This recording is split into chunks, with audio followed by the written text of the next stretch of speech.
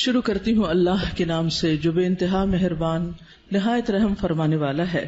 علم کیا نہیں، نشرح ہم نے کھول دیا، لکا آپ کے لیے، صدرک سینہ آپ کا، ووضعنا اور اتار دیا ہم نے، عنکا آپ سے، وزرک بوجھ آپ کا، الذی وہ جس نے، انقضا توڑ دی تھی، ظہرک کمر آپ کی، ورفعنا اور بلند کیا ہم نے، لکا آپ کے لیے، ذکرک ذکر آپ کا، فإن پس یقیناً، مع ساتھ، العسری تنگی کے، یسرا آسانی ہے، ان یقیناً، مع ساتھ، العسری تنگی کے، یسرا آسانی ہے، فإذا پس جب، فرغتا فارغ ہو جائیں آپ، فانصب تو محنت کیجئے، وإلی ربک اور طرف اپنے رب کے، فرغب پس رغبت کیجئے۔ سورۃ الانشراح جس کا ایک نام سورۃ الشرح بھی ہے اور سورۃ الم نشرح بھی، یہ تین نام عام طور پر آپ کو مختلف مصاحف میں لکھے ہوئے ملیں گے، تینوں میں معنی ایک ہی ہے، مکی سورت ہے، پچھلی سورت کا تتمہ ہے یعنی کمپلیشن ہے۔ بعض کے خیال میں یہ دونوں ایک ہی سورت ہے، لیکن حقیقت یہ ہے کہ دونوں الگ الگ سورتیں ہیں، سورۃ الضحیٰ اور سورۃ الم نشرح۔ سورۃ الضحیٰ میں بھی رسول اللہ صلی اللہ علیہ وسلم پر اللہ سبحانہ وتعالیٰ کے انعامات کا ذکر ہے، اور اس سورت میں بھی آپ صلی اللہ علیہ وسلم پر اللہ سبحانہ وتعالیٰ نے جو انعامات کیے، احسانات کیے، ان کا ذکر ہے۔ سورۃ الضحیٰ میں حصی انعامات، ظاہری انعامات، نظر آنے والی چیزیں، ان کا ذکر ہے، اور سورۃ الشرح میں معنوی یا نظر نہ آنے والے لیکن حقیقت میں جو اللہ سبحانہ وتعالیٰ کے انعامات ہیں، جن کا ذکر آگے آئے گا آج، ان کا ذکر ہے۔ حقیقت یہ ہے کہ کوئی بھی نعمت کسی کو بھی جب ملتی ہے تو اس پر لازم ہوتا ہے کہ وہ اس کا شکر ادا کرے۔ سورۃ الضحیٰ کے آخر میں آپ صلی اللہ علیہ وسلم کو بتا دیا گیا کہ آپ شکر ادا کرنے کے لیے کیا کیا کریں، کیا بتایا گیا؟ فَأَمَّا الْيَتِيمَ فَلَا تَقْهَرْ وَأَمَّا السَّائِلَ فَلَا تَنْهَرْ وَأَمَّا بِنِعْمَةِ رَبِّكَ فَحَدِّثْ، کہ جس طرح آپ پر احسانات ہوئے ہیں کہ اللہ تعالیٰ نے آپ کو یتیمی کی حالت میں بہترین ٹھکانہ عطا کیا اور بہترین آپ کو علم عطا کیا، نبوت عطا کی، تو اسی طرح آپ بھی یتیم کے ساتھ احسان کریں، اور جو سوالی کوئی آئے، علم کا سوالی یا مال کا سوالی، اس کے ساتھ نرمی کا سلوک کریں، اس کو ڈانٹے نہیں۔ یعنی آپ صلی اللہ علیہ وسلم کو دی جانے والی نعمتوں اور احسانات کا شکر ادا کرنے کا طریقہ بتایا جا رہا ہے، جیسی نعمتیں ویسا ہی شکر، اسی کی قسم کا شکر۔ اور اس صورت میں بھی ہم دیکھتے ہیں کہ جن احسانات کا ذکر ہے بعد میں اسی طرح کے شکر ادا کرنے کی بات ہے، اور یہاں چونکہ مانوی نعمتیں ہیں جیسے وحی الہی ہے، اور اللہ سبحانہ وتعالیٰ نے آپ کے لیے جو آسانیاں کی اور آپ کا ذکر خیر جو بلند کیا، تو اس پر آپ کو حکم دیا جا رہا ہے کہ آپ اپنے رب کی طرف توجہ کیجئے، اس کی عبادت کیجئے، جب فارغ ہو جائیں تو بھی اپنے رب کی طرف رغبت کیجئے۔ انسان جب کسی بھی نعمت کا شکر ادا کرتا ہے تو اللہ تعالیٰ کا وعدہ ہے کہ وہ اس نعمت کو بڑھا دیتا ہے اور زیادہ عطا کرتا ہے۔ ہمیں بھی اللہ تعالیٰ نے مختلف طرح کی نعمتیں اور ٹیلنٹس دے رکھے ہیں، بعض اوقات ہم اپنے ان ٹیلنٹس کو فل کیپیسٹی میں استعمال نہیں کرتے، نتیجہ کیا ہوتا ہے؟ ہماری صلاحیتوں کو زنگ لگ جاتا ہے۔ لیکن جتنا زیادہ ہم ان کو استعمال کرنے لگتے ہیں، جتنا زیادہ ہم ان کو دینے لگتے ہیں، اور خاص طور پر اگر کوئی شخص دین کی دعوت دینے والا ہو یا تعلیم دینے والا ہو، تو ایک استاد یا ایک داعی جتنا زیادہ اپنے مدعو کے ساتھ یا اپنے طالب علم کے ساتھ، اسٹوڈنٹ کے ساتھ محنت کرتا ہے، اس کے لیے قربانی کرتا ہے، اس کو سکھانے کی اور اس کو دینے کی کوشش کرتا ہے، تو اس کا علم اور تجربہ اتنا زیادہ بڑھتا چلا جاتا ہے۔ نہ صرف یہ کہ علم اور تجربہ بڑھتا ہے، بلکہ شاگردوں کے دل میں اس کے لیے محبت اور اس کے لیے رسپیکٹ اور اس کی قدر کا جذبہ بھی اسی طرح بڑھتا ہے۔ ہم سب بھی اپنے اپنے وقت میں طالب علم رہے، اور ہم سب جانتے ہیں کہ کس استاد کا ہماری نظر میں کیا مقام تھا، آج تک ہمیں یاد ہے۔ تو اسی طرح ہمارے شاگردوں کی نظر میں بھی ہر استاد کا اپنا اپنا ایک مقام ہے، اور کس کا مقام اور درجہ اور عزت اور محبت اور قدر زیادہ ہوتی ہے؟ جو اپنے شاگردوں کے لیے جتنا زیادہ مخلص ہوتا ہے، وہ علم دینے کے کام کو یا نبوت کا کام کو پیشہ نہیں ہوتا۔ یہ ایک اللہ سبحانہ تعالیٰ کی نعمت کا، اللہ تعالیٰ کے اس احسان کا کہ اس نے ہمیں یہ سب کچھ عطا کیا، اس کا شکر ادا کرنا ہوتا ہے، اظہار نعمت کرنا ہوتا ہے، اس کو شیئر کرنا ہوتا ہے، دوسروں کے ساتھ بانٹنا ہوتا ہے. اور انسانوں کی تعلیم و تربیت اور انسانوں کو کچھ بنانا، یہ دنیا کا سب سے بڑا کام ہے. کیونکہ مادی چیزیں، پتھر توڑ کے گھر بنانا، کوٹ کے بجری سڑکیں بنانا، یہ بھی ایک کام ہے جو نظر آنے والی چیزیں ہیں، لیکن وہ تو ہمارے لیے مسخر ہیں، مطیع ہیں، فرما بردار ہیں. ہم جہاں چاہیں ان کو لگا دیں، جس طرح چاہیں ان کو رکھ دیں. لیکن انسان اتنی آسانی سے بات سننے والے نہیں ہوتے. ان کو مولڈ کرنا اور ان کو گھڑنا اور ان کو کچھ بنانا اور ان کو سنوارنا اور ان کو نکھارنا، جو نبی صلی اللہ علیہ وسلم کے فرائض منصبی میں سے تھا. اور یہی آپ کے بعد ہر استاد کی ذمہ داری ہے کہ وہ طالب علموں کو صرف انفارمیشن ٹرانسفر کرنے والا نہ ہو، بلکہ ان کے اندر کے پوٹینشل کو، ان کی صلاحیت کو، ان کے اندر پائی جانے والی مختلف جو قوتیں ہیں ان کو نکھارنے اور معاشرے کے لیے اور خود اس شخص کے لیے زیادہ سے زیادہ مفید بنانے والی. اور یہ کام والدین کے بعد استاد ہی کرتا ہے، اور یہ اس کی بہت بڑی ذمہ داری ہوتی. تو اس پس منظر کو سامنے رکھتے ہوئے ہم اس سورت کا انشاءاللہ مطالعہ کریں گے کہ ہمیں کیا کرنا ہے. سوال یہ پیدا ہوتا ہے کہ کیا یہ احکامات جو اس سورت کے اندر آئے ہیں صرف نبی صلی اللہ علیہ وسلم کے لیے خاص ہیں، یا اس کے بعد ان لوگوں کے لیے بھی جو آپ کے طریقے پر چلنے والے ہوں اور آپ ہی کے کام کو آگے لے کر بڑھنے والے ہوں. تو حقیقت یہ ہے کہ یہ سب کے لیے ہیں، آپ کے لیے خاص اور ہمارے لیے عمومی طور پر. تو آئیے دیکھتے ہیں سورت کو. اللہ سبحانہ وتعالیٰ فرماتے ہیں الم نشرح لک صدرک. الم کیا نہیں، سوالیہ انداز ہے، اور یہ یقیناً کے معنوں میں ہے، قد کے معنوں میں. نشرح ہم نے کھول دیا. شرح کا لفظ ہوتا ہے کسی چیز کو چھوٹے چھوٹے ٹکڑے کر کے، جیسے گوشت ہے تو گوشت کے چھوٹے چھوٹے سلائسز کرنا، اس کو کاٹنا. تشریح سرجری کے لیے بھی آتا ہے.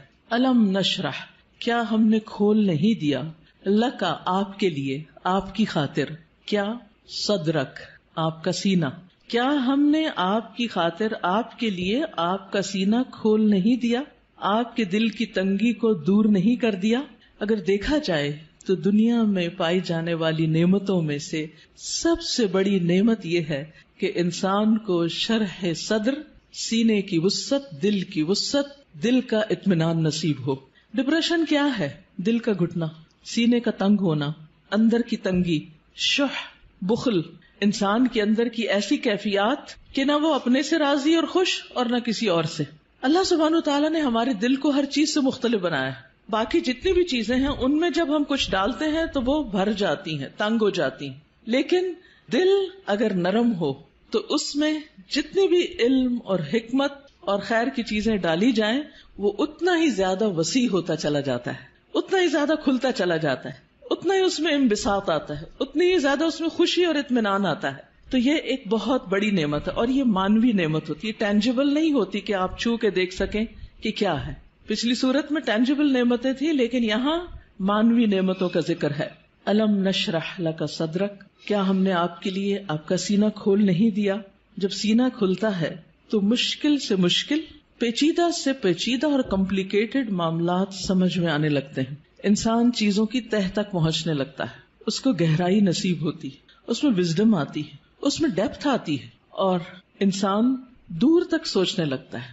ابراہیم علیہ السلام کا ویژن آپ دیکھیں کہ انہوں نے نبی صلی اللہ علیہ وسلم کے بھیجے جانے کے لیے دعا کی تھی 2500 سال پہلے. وہ کیسے، ان کو یہ ضرورت کیوں محسوس ہو گئی، اور انہوں نے اپنی دعا میں یہ دعا کیوں شامل کی کہ اللہ ان کے اندر سے ایک شخص ایسا اٹھانا جو ان کی تعلیم و تربیت کرے.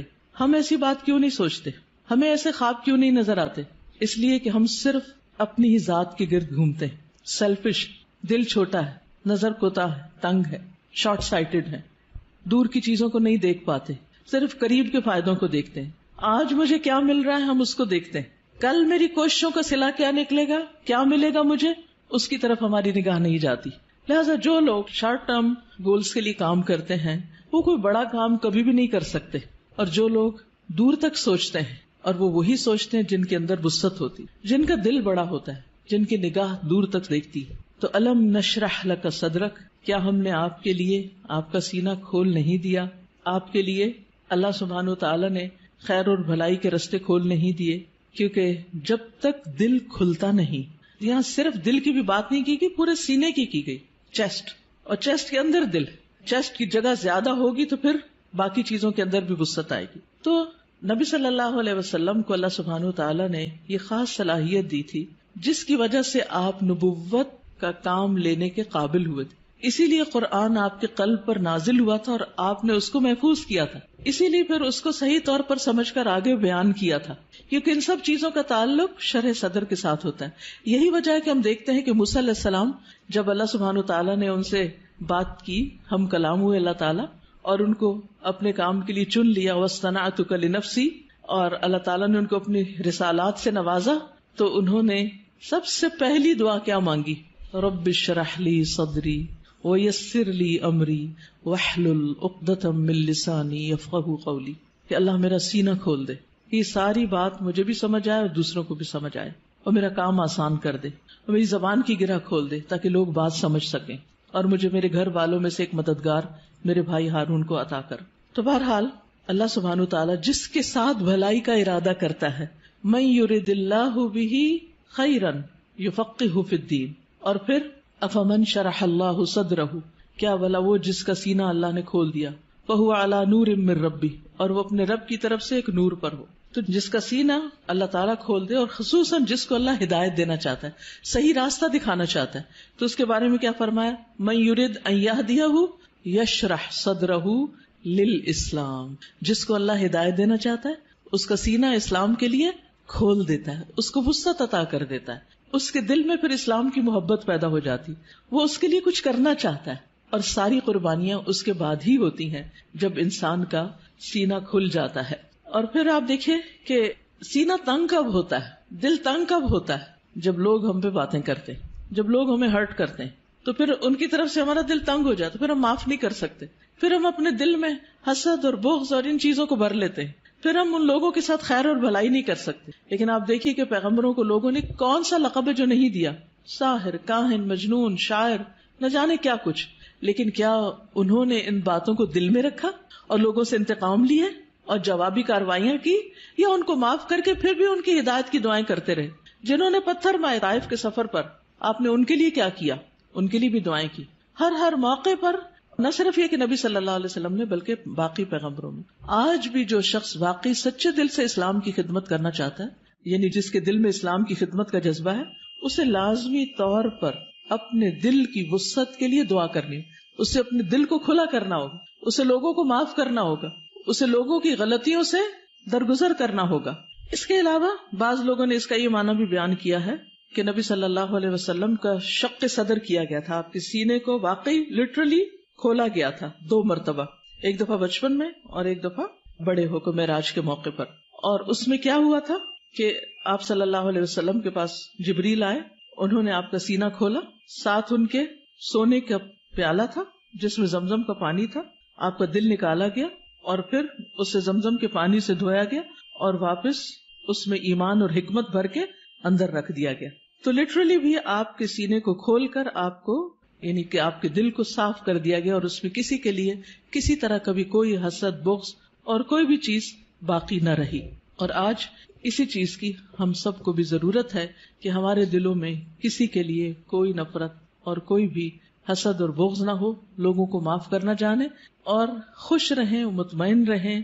ایسے ہی دلوں کے اندر ایمان آتا ہے، ایمان بڑھتا ہے، ایمان کی زینت ہوتی ہے، اور پھر ایسے ہی لوگوں کو ہدایت ملتی ہے، حق کی معرفت ملتی ہے. تو الم نشرح لک صدرک، جب سینہ کھلتا ہے تو انسان تقدیر پر بھی راضی ہو جاتا ہے. انسان چھوٹی چھوٹی باتوں کو لے کے بیٹھ نہیں جاتا، انسان اپنے وقت کو ضائع نہیں کرتا، انسان تقدیر پر راضی ہو جاتا ہے. انسان کا پھر عبادت میں دل لگتا ہے، عبادت کی طرف لپکتا ہے، عبادت کی طرف دوڑتا ہے. نماز پھر قرۃ عین لگتی ہے، آنکھوں کی ٹھنڈک لگتی، نماز پھر بوجھ نہیں لگتی. اللہ تعالیٰ کے کسی بھی حکم کو اپنانا مشکل نہیں لگتا، اور یہ صرف اس وقت ہوتا ہے جب انسان کا سینہ کھل جاتا ہے. الم نشرح لک صدرک، اور پھر کوئی بات سمجھنے میں رکاوٹ نہیں آتی.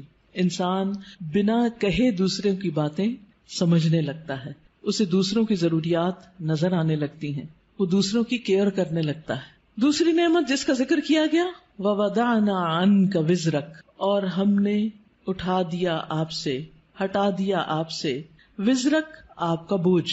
وضع ان کا مطلب ہوتا ہے کسی چیز کو اٹھا لینا، اور وزر کہتے ہیں بھاری بوجھ کو.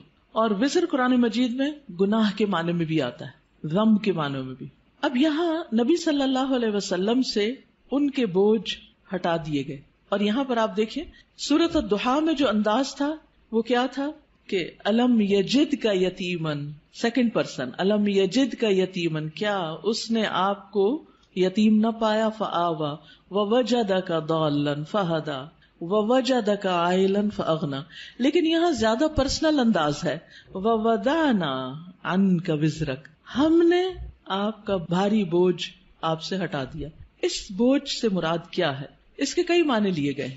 نمبر ایک یہ کہ آپ کے دل پر نبوت سے پہلے جو ایک خاص بوجھ تھا، آپ کے ذہن میں کچھ سوالات تھے جن کا آپ جواب چاہتے تھے، آپ زندگی میں کچھ کرنا چاہتے تھے. آپ صلی اللہ علیہ وسلم اسی لیے شہر کو چھوڑ کر پہاڑ پر چلے جاتے، ہرا میں چلے جاتے تھے. تو جب اللہ سبحانہ وتعالیٰ نے آپ کو قرآن دیا، نبوت دی، تو آپ کے سوالوں کے جواب آپ کو ملنے لگے اور آپ کے بوجھ آپ سے دور ہو گئے. اسی طرح یہ معنی بھی کیا جاتا ہے کہ آپ صلی اللہ علیہ وسلم پر جو وحی کے نازل ہونے کے بعد ایک خاص کیفیت طاری ہو گئی تھی، آپ کے اندر ایک خوف کی کیفیت تھی. آپ واپس گئے اور آپ اپنی بیوی سے کہنے لگے کہ آپ مجھے کمبل اڑا دیں، چادر اڑا دیں. اور پھر حضرت خدیجہ جو تھی انہوں نے آپ کی کیئر کیا، آپ کا خیال رکھا. آپ کو اللہ تعالیٰ نے بہترین مددگار دیے. آپ کے پیغام پر سب سے پہلے حضرت خدیجہ ہی ایمان لے آئیں. پھر اسی طرح حضرت ابو بکر جو آپ کے دلی دوست تھے وہ آپ پر ایمان لے آئے. تو یہ جو وحی کی کیفیت تھی اور یہ جو فرشتے کو دیکھ کر آپ پر ایک خوف اور ایک بوجھ پڑ گیا اور آپ پر ایک پریشانی آ گئی، اور پھر کچھ عرصے کے لیے جیسے وحی کا سلسلہ منقطع بھی ہوا، اس میں بھی آپ پر پریشانی آئی، تو اللہ سبحانہ تعالیٰ نے وہ سارے بوجھ آپ سے ہٹا دیے، وہ پریشانیاں آپ کی دور کر دی. اسی طرح یہ معنی بھی کیا جاتا ہے کہ نبوت سے پہلے کے 40 سال جو آپ کے اللہ تعالی کی عبادت میں نہیں گزرے تھے، جس کا آپ کو ملال تھا، تو وہ کیفیت بھی آپ سے دور کر دی گئی. پھر اسی طرح یہ معنی بھی کیا گیا ہے کہ خلاف اولا جو کام آپ سے ہوئے، خلاف اولا کا مطلب یہ ہوتا ہے کہ پیغمبر کا درجہ اور مقام بہت بڑا ہوتا ہے. جیسے ایک مقولہ ہے نا کہ حسنات الابرار سیئات المقربین، جو نیک لوگوں کی نیکیاں ہوتی ہیں وہ مقربین کے غلطیاں شمار ہوتی ہیں. یعنی جو اللہ کے خاص اور مقرب بندے ہوتے ہیں ان کے لیے سٹینڈرڈ بہت ہائی ہے کہ ان کا اخلاق بھی عظیم ترین ہو اور ان سے چھوٹا سا بھی کوئی قصور، کوتاہی، کمی بیشی نہ ہو. لیکن نبی صلی اللہ علیہ وسلم انسان بھی تھے. جیسے عبس وتولی میں آیا کہ ایک شخص آپ کے پاس آیا کچھ پوچھنے کے لیے، آپ نے تھوڑی سی اس سے بے رخی برتی. تو یہ بے رخی کیا تھی؟ یہ اللہ سبحانہ تعالیٰ کی نگاہ میں ایک قصور تھا آپ کا. تو وزر کا معنی قصور بھی کیا گیا ہے. تو اللہ تعالیٰ نے وہ بھی آپ کا اگلے پچھلے سب قصور معاف کر دیے اور آپ کے بوجھ آپ سے ہٹا دیے. وَوَضَعْنَا عَنْكَ وِزْرَكَ الَّذِي أَنْقَضَ ظَهْرَكَ، وہ جس نے آپ کی کمر توڑ دی، یعنی آپ کو جس کا بہت زیادہ بوجھ محسوس ہوتا تھا. نقیض ہوتا ہے کسی چیز کو اس طرح توڑنا کہ اس میں سے کڑکڑانے کی آواز ہو، یعنی کڑکڑاہٹ. جیسے چارپائی کے اوپر اگر زیادہ لوگ بیٹھ جائیں تو کیا ہوتا ہے، یا کبھی کرسی کے اوپر کوئی بھاری شخص بیٹھ جائے تو اس کے اندر سے جو آواز نکلتی ہے نا، تو وہ کیا کہلاتی ہے؟ نقیض کہلاتی ہے. تو انقض ظہرک یعنی جس نے آپ کی پیٹھ کو بوجھل کر دیا تھا، آپ کے اوپر ایسی ذمہ داری آ پڑی تھی کہ آپ اس کی وجہ سے بہت دبے ہوئے یا آپ بہت اس کی وجہ سے بوجھل محسوس کر رہے تھے. تو اللہ سبحانہ تعالیٰ نے وہ بھی آپ سے دور کر دیا. وَرَفَعْنَا لَكَ ذِكْرَكَ، اور آپ کا ذکر خیر بلند کر دیا، یعنی آپ کو شہرت عطا کی، آپ کو بلندی عطا کی. نہ صرف یہ کہ آپ کو، بلکہ آپ کے ذکر کو، یعنی آپ کے نام کو، آپ کے مقام کو، آپ کے درجے کو بہت بلندی ملی. اور اس کے لیے ایک حدیث میں آتا ہے کہ نبی صلی اللہ علیہ وسلم نے فرمایا کہ جبریل علیہ السلام میرے پاس آئے اور کہا کہ آپ کا رب کریم پوچھتا ہے کہ آپ کیا جانتے ہیں کہ میں نے آپ کے ذکر کو کس طرح بلند کیا ہے؟ رفعنا لک ذکرک کیسے ہوا؟ میں نے جواب دیا کہ اس حقیقت کو اللہ تعالیٰ ہی بہتر جانتے ہیں. تو اللہ تعالیٰ نے فرمایا کہ آپ کے ذکر کی بلندی کی کیفیت یہ ہے کہ جہاں میرا ذکر کیا جائے گا وہاں آپ کا بھی ذکر کیا جائے گا، یعنی نبی صلی اللہ علیہ وسلم کا ذکر بھی. اور اسی لیے ہم دیکھتے ہیں کہ جب ایک شخص مسلمان ہوتا ہے تو کیا پڑھتا ہے؟ لا الہ الا اللہ اور محمد الرسول اللہ، یعنی اسلام میں انٹر ہونے کے لیے جو کلمہ پڑھا جاتا ہے. اسی طرح اشہد ان لا الہ الا اللہ و اشہد ان محمدن عبدہ و رسولہ. پھر اسی طرح آپ دیکھیے کہ 5 وقت جو نماز ہوتی ہے آذان، اس میں اشہد ان لا الہ الا اللہ و اشہد ان محمد الرسول اللہ. پھر نماز میں اتحیات اور پھر اس کے بعد درود شریف، اس میں بھی نبی صلی اللہ علیہ وسلم کا ذکر ہوتا ہے. پھر اسی طرح جب بھی جہاں بھی جو بھی آپ کا نام لے ساتھ آپ کے اوپر درود و سلام بھیجے، پڑھنے والا بھی اور سننے والا بھی. یہ بھی آپ کے ذکر کی بلندی اور آپ کی قدردانی ہی کا ایک ذریعہ ہے. پھر اسی طرح اور کون سے مواقع جہاں آپ کا ذکر خیر بلند ہوتا ہے، یعنی آپ کی دنیا میں جتنے بھی چاہنے والے وہ دشمنوں کے پروپیگنڈے سے متاثر نہیں ہوتے. اب دیکھیے اس وقت کتنی ہی ایسی ویب سائٹس ہیں اور کتنے ہی ایسے فورمز ہیں کہ جہاں نبی صلی اللہ علیہ وسلم کے خلاف بہت عجیب و غریب قسم کی باتیں کی جاتی ہیں. ایک عام مسلمان بھی جب ان کو پڑھتا ہے تو وہ یقین نہیں کرتا یا ایک دم غصے میں بھی آ جاتا ہے اور اس کے دل میں آپ صلی اللہ علیہ وسلم کی محبت جاگ اٹھتی. اور جس محفل میں بھی اور جہاں بھی آپ کا ذکر کرتا ہے کوئی بھی مومن، وہ محبت سے، عقیدت سے اور احترام سے ہی آپ کا ذکر کرتا ہے. پھر اسی طرح آپ دیکھیے کہ دنیا میں شاید ہی کوئی ہو کہ جس کو آپ کے بارے میں علم نہ ہو، آپ کی خبر نہ ہو. اور کوئی بھی شخص، خواہ وہ یہودی ہو یا عیسائی ہو یا کوئی اور ہو، اس وقت تک مسلمان نہیں ہو سکتا جب تک کہ وہ آپ پر ایمان نہ لائے. آپ کی نبوت قیامت تک کے لیے ہے. آپ پر جو کتاب نازل ہوئی قرآن مجید، وہ ہمیشہ کے لیے محفوظ ہے. باقی انبیاء کے معجزات ان کے ساتھ ہی دنیا سے ختم ہو گئے، لیکن نبی صلی اللہ علیہ وسلم کا معجزہ کیا ہے؟ قرآن مجید. یعنی جہاں قرآن کا ذکر آتا ہے وہاں آپ کا ذکر آتا ہے کہ آپ پر نازل ہوا. اور پھر اس طرح بھی آپ کا ذکر خیر ہوتا ہے، آپ کے درجات میں بلندی ہوتی ہے. جمعے کو خطبہ دیا جاتا ہے یا کوئی بھی لیکچر دیا جاتا ہے تو ہم شروع میں کیا کہتے ہیں؟ نحمدہ ونصلی، اللہ کی حمد و ثنا اور نبی صلی اللہ علیہ وسلم کا ذکر، آپ پر درود و سلام. آپ صلی اللہ علیہ وسلم کی باتیں جو ہیں ان کو جس طرح محفوظ کیا گیا اور اس کے لیے جو کوششیں ہوئی اور لاکھوں لوگوں نے اس میں جو محنتیں کی، وہ بھی آپ صلی اللہ علیہ وسلم کی شان کو بلند کرنے کا ذریعہ، کیونکہ آپ کا کلام باقی لوگوں کے کلام سے بہت مختلف. یعنی آپ کی جو گفتگو تھی، آپ کی جو احادیث ہیں، اوتی تو جوامع الکلم، اور اسی طرح کچھ اور بھی خصوصیات. یعنی اس پر کتابیں بھی لکھی گئی ہیں کہ نبی صلی اللہ علیہ وسلم کی خاص خصائص کیا تھے جس کی وجہ سے آپ کا درجہ باقیوں کے مقابلے میں بلند ہے. وَرَفَعْنَا لَكَ ذِكْرَكَ، اب کرنا کیا چاہیے؟ فَإِنَّ مَعَ الْعُسْرِ يُسْرًا، آپ کو تسلی دی جا رہی کہ یقیناً تنگی کے ساتھ آسانی بھی ہے. تنگی کیا تھی؟ یعنی آپ صلی اللہ علیہ وسلم جب نبوت کا کام کرتے تھے، یعنی لوگوں کو اسلام کی طرف بلاتے تھے، تو لوگ آپ کی بات نہیں مانتے تھے. خصوصاً مکہ میں، یہ صورت مکی ہے، مکہ میں آپ کی بہت مخالفت ہوتی تھی. تو اس میں آپ دیکھیے کہ نبی صلی اللہ علیہ وسلم کو تسلی دی جا رہی ہے کہ عسر کے ساتھ یسر بھی ہے، ساتھ ہی ہے. یعنی جہاں تنگی ہے وہیں آسانی بھی ہے. یہ نہیں کہا کہ تنگی کے بعد آسانی ہے، بلکہ جہاں مشکل ہوگی وہاں آسانی بھی ہوگی. یعنی جب آپ لوگوں کو اسلام کی بات بتائیں گے تو کچھ لوگ انکار کریں گے، لیکن اس کے ساتھ ساتھ کچھ لوگ اس دعوت کو قبول بھی کریں گے. وہ آپ کے ساتھی بنتے چلے جائیں گے، آپ کے مددگار ہوں گے، آپ کے سپورٹرز ہوں گے، آپ کے ساتھ بڑے بڑے کام کریں گے مل کر. تو یہ آپ کے لیے آنکھوں کی ٹھنڈک ہوں گے، آپ کے لیے خوشی کا سبب ہوں گے. لیکن یہ خوشی کب نصیب ہو سکتی ہے؟ جب آگے بڑھ کر آپ ان کو اسلام کی طرف بلائیں گے اور ان کو دین کی تعلیم دیں گے. تو آپ دیکھیے کہ نبی صلی اللہ علیہ وسلم کے لیے بھی اس میں سبق ہے اور ہم سب کے لیے بھی. فَإِنَّ مَعَ الْعُسْرِ يُسْرًا، اور پھر إِنَّ مَعَ الْعُسْرِ يُسْرًا تکرار ہے، یقیناً تنگی کے ساتھ آسانی. اس میں آپ دیکھیے دونوں لفظ جو ہیں ان میں ایک کے ساتھ ال آیا ہے اور ایک تنوین کے ساتھ آیا. ال جو ہے جب کسی لفظ پر آ جاتا ہے تو وہ لفظ کیا ہو جاتا ہے؟ خاص، پراپر ناؤن ہو جاتا ہے، یعنی کسی خاص چیز کی طرف اشارہ ہے. لہذا دونوں دفعہ العسر ہے، ان دونوں کا مطلب ایک ہی ہے. لیکن یسرا، یسر کیا ہے؟ یسرن اسم نکرہ. نکرہ میں کیا پایا جاتا ہے؟ میں کئی دن سے اب یہ لفظ دہرا رہی ہوں. کیا پایا جاتا ہے؟ تفخیم. تفخیم، تفخیم کیا ہوتا ہے؟ فخامہ کیا ہوتا ہے؟ کسی چیز کو بڑا کرنا. تو یسر کیا ہے؟ یسر زیادہ ہے، تنگی کا موقع کم ہے. آپ دیکھیے کہ عموماً کیا ہوتا ہے، کوئی بھی کسی بھی چیز میں جب ہم تنگ ہوتے ہیں یا مشکل وقت ہوتا ہے یا ہم بیمار ہوتے ہیں یا کچھ، تو وہ مواقع یا اوقات کم ہوتے ہیں، لیکن عام طور پر جو ایک طرح سے نارمل حالات ہیں وہ زیادہ ہوتے ہیں. کہیں چوٹ لگتی ہے، درد ہوتی ہے، کہ خون بہتا ہے، کچھ ہوتا ہے تو تھوڑی دیر کے لیے ہوتا ہے، پھر اس کے بعد آہستہ آہستہ ٹھیک ہو جاتا ہے، چلی جاتی ہے وہ تکلیف. تو فَإِنَّ مَعَ الْعُسْرِ يُسْرًا، إِنَّ مَعَ الْعُسْرِ يُسْرًا. اور اس میں آپ دیکھیے کہ درمیان والا جو عسر ہے اس کے دونوں طرف یسر کا لفظ ہے. تو اسی لیے کہا گیا کہ دو یسر جہاں اکٹھے ہو جائے اسر ان پہ غالب نہیں آ سکتا.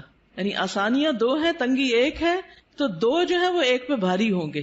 تو تنگی سے آپ نہ گھبرائیں، مشکلات سے آپ نہ گھبرائیں. اور ویسے بھی اللہ سبحانہ وتعالیٰ مشکلات کے بعد آسانی کرتے ہیں. سیجعل اللہ بعد عسر یسرا. لیکن یہ کب ہوگا؟ یہ آسانیاں کب ہوں گی؟ یہ آسانی اس وقت ہوگی جب آپ ایک کے بعد ایک کام کیے چلے جائیں گے، محنت کریں گے. جب تک انسان مشکل میں نہیں پڑتا آسانی نہیں ہوتی. اگر کوئی یہ کہے کہ آسانی کے ساتھ آسانی ہو جائے تو یہ فطرت کا قاعدہ ہی نہیں. مشکل کے ساتھ آسانی. لہذا جو شخص زندگی میں آسانی چاہتا ہے اسے کیا کرنا ہوگا؟ مشکلوں سے گزرنا ہوگا. جو مشکلوں سے گزرتے چلے جاتے ہیں وہ بہادر ہو جاتے ہیں. اگر آپ روز ایکسرسائز کرتے ہیں تو پھر ایک وقت آتا ہے کہ وہ ایکسرسائز بھی آپ کو نہیں تھکاتی اور بڑے سے بڑا بھاری کام وہ بھی آپ کو نہیں تھکاتا کیونکہ آپ کا اسٹیمنا بلڈ ہو چکا ہوتا. لیکن اگر آپ سستی کے مارے لیٹے رہیں، سوئے رہیں، کوئی کام نہ کرے تو کیا ہوگا؟ کیا ہوگا نتیجہ؟ آپ کچھ بھی زیادہ نہیں کر سکیں گے، کولیپس کر جائیں گے، آپ کے مسل ڈیڈ ہو جائیں گے، آپ کوئی بھاری کام نہیں کر سکیں گے. لیکن آپ دیکھیے کہ ایک شخص جس نے بچپن سے بہت مشکلات دیکھی ہوں، بڑے ہو کر اس کا حوصلہ اتنا بلند ہوتا ہے کہ بڑی بڑی باتیں اس کے نزدیک کچھ بھی نہیں ہوتی. وہ کہتے ہیں یہ بھی کوئی بات ہے. لیکن ایک شخص جس کی زندگی بہت آسانیوں میں گزری، اس نے کوئی تنگی کا وقت نہ دیکھا ہو تو وہ چھوٹی سی مشکل سے بھی بہت زیادہ گھبرا جاتا ہے، اس کا مقابلہ نہیں کر سکتا. اسی طرح جو لوگ اپنا ذہن استعمال کرتے رہتے ہیں، اپنا دماغ استعمال کرتے رہتے ہیں، مثلا میتھمیٹکس ہے یا کوئی بھی سبجیکٹ ہے، آپ اس کو پڑھتے رہیں کرتے رہیں وہ اتنا آسان ہو جاتا ہے کہ پھر آپ کی ٹپس پر آ جاتا، اتنی ہی آپ کے اندر تیزی آ جاتی. لیکن اگر آپ کسی بھی سبجیکٹ کو پڑھنا ہی چھوڑ دیں، پڑھانا ہی چھوڑ دیں، چاہے آپ اس کے ماسٹر ہی کیوں نہ ہو، یا جس سبجیکٹ میں آپ نے ماسٹرز کیا ہو اس میں بھی آپ زیرو ہو جاتے ہیں، کچھ بھی یاد نہیں ہوتا کیونکہ آپ نے اس کو پڑھا نہیں، اس کے لیے تکلیف نہیں اٹھائی. جب اٹھا رہے تھے جب آپ اسے بہت آگے تھے. تو کوئی بھی چیز زندگی میں تنگی کے ساتھ ہی آسانی کی طرف جاتی ہے، آسانی کے ساتھ آسانی نہیں. اور اس میں آپ دیکھیے کہ مثلا مختلف تکلیفیں انسان پر جب آتی، مثلا بیماری ایک تنگی کی حالت ہے، اس میں آسانی کیا ہوتی؟ کیا کیا آسانیاں ہو جاتی ہیں بیماری میں؟ نماز چھوٹی ہو جاتی ہے، لیٹ کے پڑھتے ہیں، تیمم کر لیتے ہیں. کتنے لوگ آپ کا خیال رکھتے ہیں، وہ جو آپ کو دنوں تک نہیں پوچھتے وہ آپ کا حال پوچھنے آ جاتے ہیں، آپ کی عیادت کرنے آ جاتے ہیں، آپ سے ملاقات کرنے آ جاتے ہیں.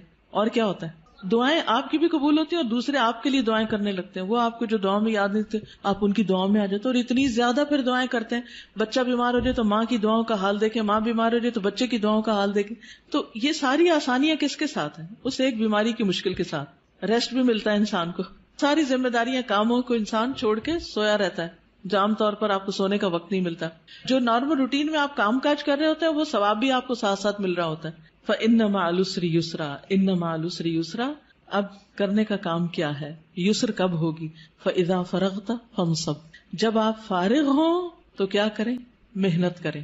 یہ عجب کانسیپٹ ہے. ہم جب فارغ ہوتے ہیں، ٹرم ختم ہوتی ہے، سیشن ختم ہوتا ہے تو پھر ہم ہالیڈیز کرتے ہیں، آرام کرتے ہیں، ریلیکس کرتے ہیں، کام کاج چھوڑ دیتے ہیں، سوئے رہتے ہیں. سنڈے کا دن کیسے گزارتے؟ کام کم کرتے ہیں. نبی صلی اللہ علیہ وسلم کو کیا حکم دیا گیا؟ فَإِذَا فَرَغْتَ فَانْصَبْ. جب آپ ایک کام سے فارغ ہو جائیں تو دوسرے میں آ جائیں. مثلا اگر آپ جہاد کے کام سے فارغ ہوئے، تعلیم کے کام سے فارغ ہوئے تو اللہ کے ذکر اور نماز اور تہجد کی طرف. آپ دیکھیے کہ سارا دن آپ کے کام ہوتے تھے اور پھر رات ہوتی تھی تو آپ عبادت میں کھڑے ہو جاتے تھے، لیکن اسی سے تو آپ کے درجے بلند ہوئے کہ آپ کو مقام محمود ملا. تو جو شخص محنت کرتا ہے اسی کو بلندیاں ملتی. اور یہی سبق ہم سب کے لیے ہے کہ کام کے بعد آرام نہیں، کام کے بعد کام اور پھر کام اور پھر کام. بس کام کی شکل بدل جائے گی، وہی ریلیکسیشن ہے. کیونکہ جب آپ ایک کام کر کر کے تھکتے ہیں نا تو دوسرا کام شروع کر دیتے ہیں. تو آپ کیا کرتے ہیں؟ اس پہلے کام کی تھکاوٹ سے نکل آتے ہیں اور دوسرے کام کی تھکاوٹ جب دوسرے سے تھکتے ہیں تو آپ پھر ایک اور کام شروع کر دیتے ہیں. تو وہ جو بدل بدل کے آپ کام کرتے رہتے ہیں اس میں آپ کے لیے آسانی ہو جاتی ہے. فن سب کا ایک مطلب نصب کرنا بھی ہوتا ہے. نصب کا مطلب گاڑنا بھی ہوتا ہے، یعنی جب آپ باقی کاموں سے فارغ ہو جائیں تو پھر اللہ کی عبادت کے لیے کھڑے ہو جائیں. آپ کتنا قیام کرتے تھے، کتنا کھڑے ہوتے تھے، پاؤں سوج جاتے تھے. جب آپ کو کہا گیا کہ آپ کے تو اگلے پچھلے سارے گناہ معاف ہو گئے ہیں تو آپ نے کیا فرمایا؟ افلا اکون عبدا شکورا. کیا میں اللہ کا شکر گزار بندہ نہ بنوں؟ ہم شکر کیسے ادا کرتے ہیں؟ صرف زبانی کلامی. کیا کسی نعمت کے ملنے پر ہم پہلے سے زیادہ اللہ کی طرف راغب ہوتے ہیں؟ کوئی بھی نعمت، دین کی، دنیا کی. اور فن سب اس محنت کو کہتے ہیں جو انسان کو تھکا دے، تھکا دینے والی محنت. فارغ ہوں تو تھکا دینے والی محنت کریں. اسی لیے آپ دیکھیں کہ ویسٹ میں کیا کانسیپٹ ہے، لوگ سارے دن کے کام کے بعد سیدھا کہاں جاتے ہیں؟ جم جاتے ہیں اور جم جا کے کیا کرتے ہیں؟ ورک آؤٹ کرتے ہیں، وہ پسینہ بہنے لگتا ہے، اور ہم کہاں جاتے ہیں؟ بستر پہ جاتے ہیں، کھانے پہ جاتے ہیں، کام کے بعد کام، سخت محنت. آپ دیکھیے فَإِذَا فَرَغْتَ فَانْصَبْ، اسے کس نے لے لیا؟ جو آج دنیا میں ترقی کر گئے، اور ہم جو الٹے چل رہے ہیں پیچھے ہی جا رہے ہیں. الٹا چلنے والے پیچھے جاتے ہیں. ہم نے اس قرآن کو سمجھا ہی نہیں اور اس کے مطابق عمل کیا ہی نہیں. وَإِلَىٰ رَبِّكَ فَارْغَب، صرف ورک آؤٹ کر کے تھکنا مراد نہیں ہے، بلکہ اپنے رب کی طرف رغبت کرنا ہے، اپنے رب کی طرف رجوع کی. آپ دیکھیے کہ انسان جس سے محبت کرتا ہے نا، تو جب انسان تھک جاتا ہے نا، تو پھر اس کا کیا دل چاہتا ہے؟ اب اس سے بات کرے، اب اس سے ملاقات کرے. تو جو اللہ سے محبت کرتا ہے وہ دنیا کے کام کاج سے جب تھکتا ہے تو نماز کی طرف راغب ہوتا ہے، تاکہ اللہ سے بات کرے، اللہ کا ذکر کرے، اللہ کو یاد کرے. نبی صلی اللہ علیہ وسلم نے حضرت فاطمہ کو کیا سکھایا تھا؟ سارے دن کے کام کار کر کے تھک جاتی تھی، خادم دیا یا کچھ اور؟ تسبیحات. یہ تسبیحات پڑھ لیا کرو، تھکاوٹ دور ہو جائے گی. اور واقعی آپ بھی پڑھ کے دیکھیے، الی ربک فارغب، تھکاوٹ دور ہو جائے گی، انسان بالکل ریلیکس ہو جاتا ہے. جب انسان اور کام کر کر کے تھک جاتا ہے نا، تو میں تو ہمیشہ سمجھتی ہوں کہ نماز ریلیکس کرنے کے لیے آتی، ذکر بھی ہو رہا ہوتا ہے، ایکسرسائز بھی ہو رہی ہوتی. جب آپ پڑھ کے اٹھتے ہیں تو بالکل یوں ریلیف ملتا ہے جیسے وَوَضَعْنَا عَنْكَ وِزْرَكَ، سارے بوجھ اتر گئے، سارے گلے شکوے ختم، جو مشکلات ہیں ان کے لیے دعا کر لی، اللہ تعالیٰ کے آگے رو دھو لیے، دل کے بوجھ بھی اتر گئے، جسمانی بوجھ بھی اتر گئے. ویسے بھی کہ کوئی ہے ہماری سننے والا، تو یہ اسی کو نصیب ہوتا ہے جو اللہ کی طرف رغبت کرتا ہے. اسی طرح بعض اس کا معنی یہ بھی لیا ہے کہ نماز پڑھنے کے بعد پھر آپ ایک دم اٹھ نہ جائیں، بلکہ نماز کے بعد کے اذکار کریں.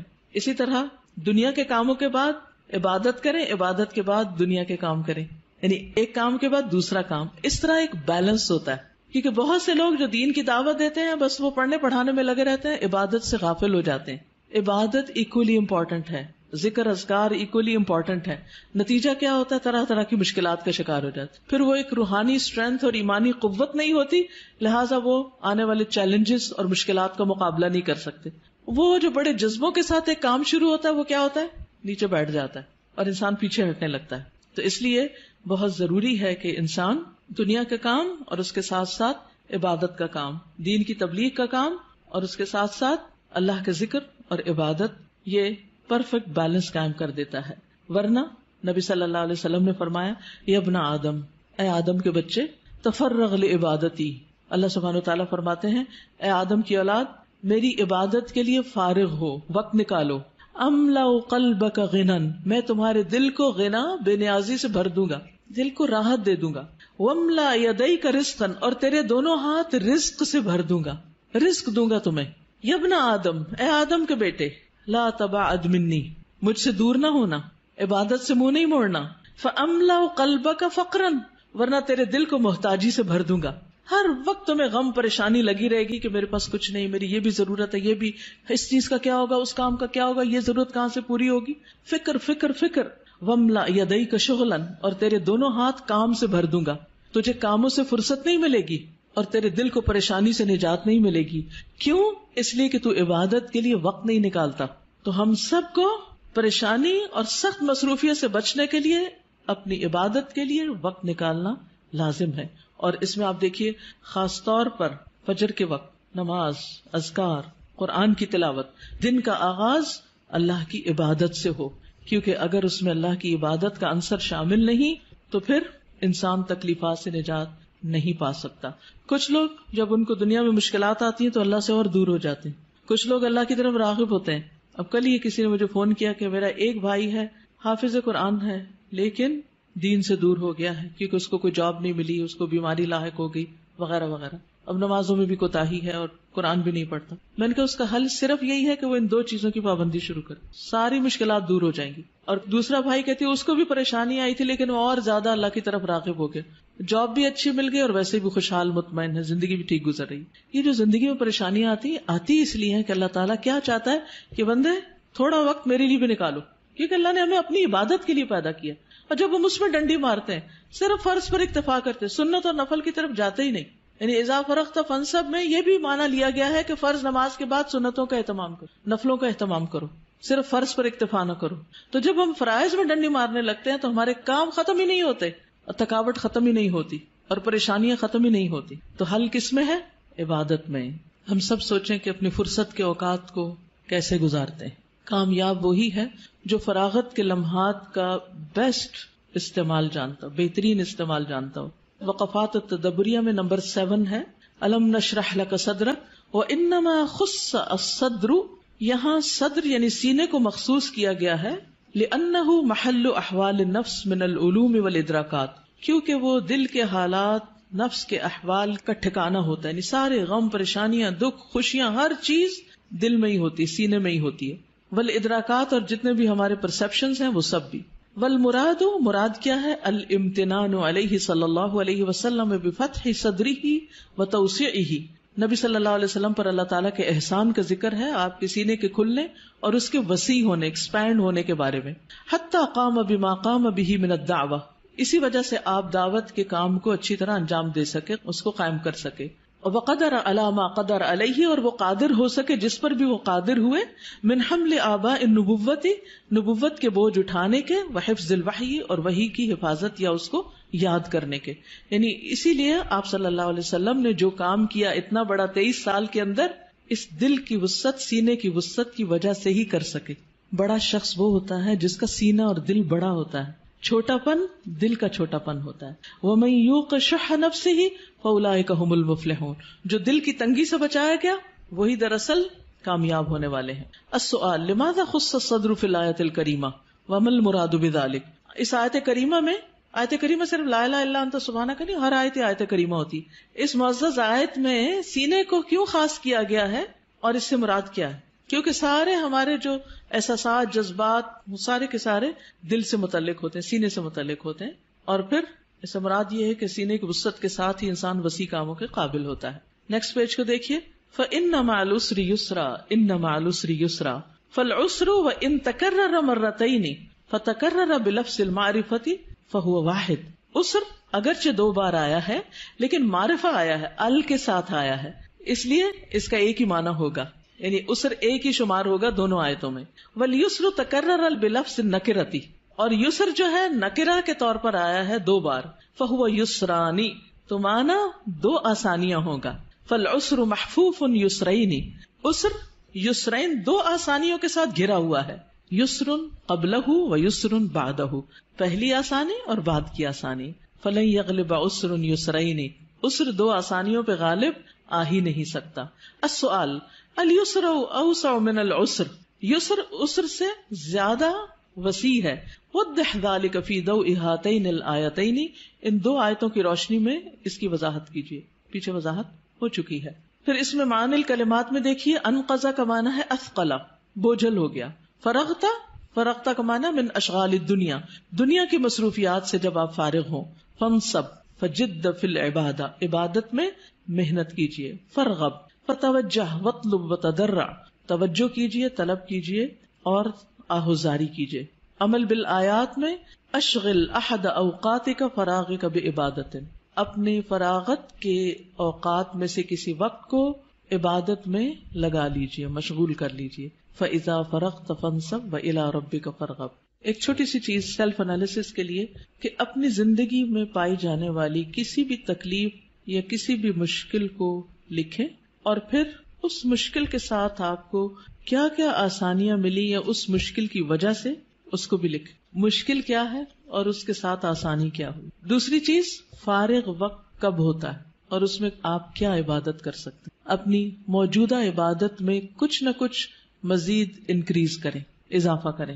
استاذہ میں یہ سوچ رہی تھی کہ یہ ہمیں واقعی غور کرنا چاہیے، کیونکہ بہت سارے ہمارے ایسے اوقات ہوتے ہیں جو بیسیکلی فارغ ہوتے ہیں لیکن ہم ان کو فارغ سمجھ نہیں رہے ہوتے. جیسے ٹریولنگ کا اگر بہت سارا لمبا ٹائم ہے نا، بالکل، تو ہم یعنی اس میں ہم کتنا کچھ کر سکتے ہیں نا، لیکن ہم اس میں نہیں کرتے کیونکہ ہمارا کچھ پلان نہیں ہوتا کہ ہم نے اس میں کچھ پڑھنا ہے یا کچھ ذکر کرنا ہے یا کچھ عبادت کرنا ہے. یہ ہمارے ہی ملک میں ہے عام طور پر.